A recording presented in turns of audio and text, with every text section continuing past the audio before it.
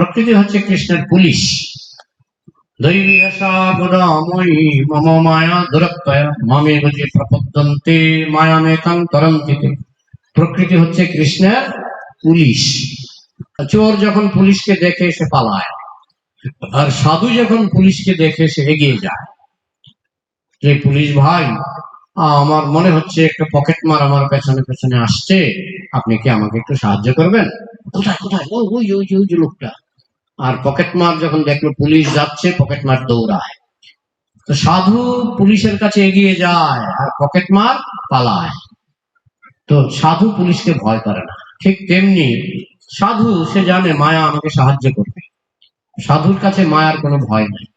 কিন্তু যে অসাধু, কৃষ্ণের পুলিশ তাকে, কৃষ্ণ ভুলি যেই জীব ভগবাঞ্ছা করে নিকটস্থ মায়া তারে জাপটিয়া ধরে। কৃষ্ণের পুলিশ রেডি, পিস্তল নিয়ে রেডি।